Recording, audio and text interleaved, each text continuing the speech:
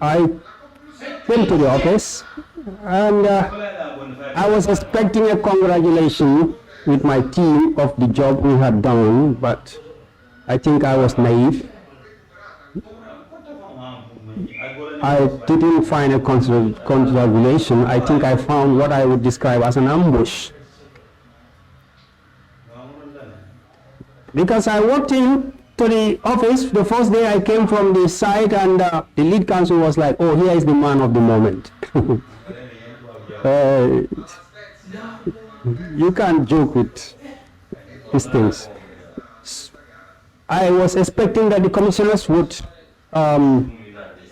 appreciate the value we obtained from the sales, because I felt that when we had things like selling vehicles for 600,000, 800,000, 1 million, 500,000, 400,000, I felt that we deserve a congratulation. But what happened was the commissioners embarked on a couple of days. I think they left investigating Yaya Jammeh. They decided to investigate Mamadi Kurang for 2 weeks. So during that period, why I said that, because there were so many, the chairperson sent me emails and asking me to justify, why I bought breakfast for the crew following me. Why did I spend this on engine oil? Why did I spend this much on petty cash expenses?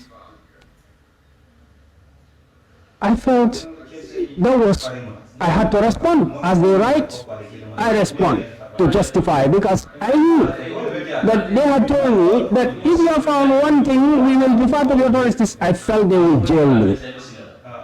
And I cannot sit down and let people implicate me for no reason. So, as fiercely as they wrote, as humbly I replied. And then to make sure they get the point.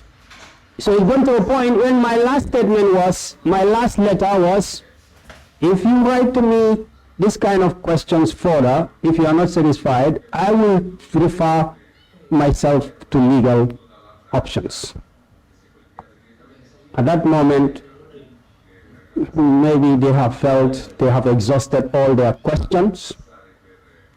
And then obviously the issue went to Tambedou, which is the justice minister got involved. Because as they are writing to me, maybe somebody had told him that we have caught the guy. So I remember went to his office and he told me, did you reply to the letter that was sent to you? I said, sir, I replied this morning. It doesn't take me long to reply them. When they write me a letter of 2 pages, I can reply them 6 pages, right, very quickly, because for me it was all facts. I give them the facts, and I justify. They are the ones who decided to stop writing. And then when I went to Tambedou, within these 2 weeks, he called me. You went to him, or you? He called me. Oh, I see. They brought a message. They said the AG wants to see you. And when you brought a message? Oh, everybody there is an AG staff. So somebody must have called. He must have sent one of the staff to tell me. So is there usually another channel for AG to speak to the commission? Does he speak to his staff to speak to you? I think I got a call from the AG's personal assistant or something. Yes, because as the secretary, I'm on phone calls with members of the Ministry of Justice.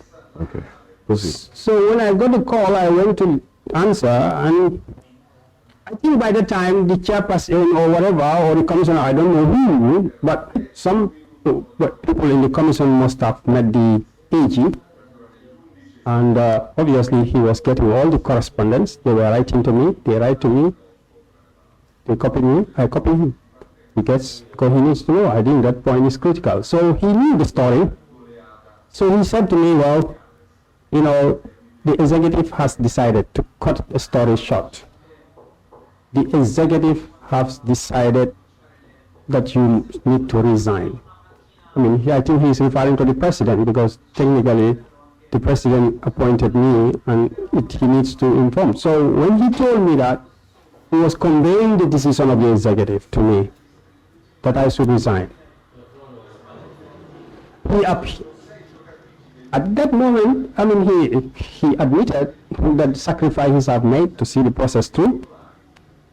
I mean, I responded to him that, well, if you think I am not needed anymore, you go ahead and do what you need to do, because you are the one who formed the opinion.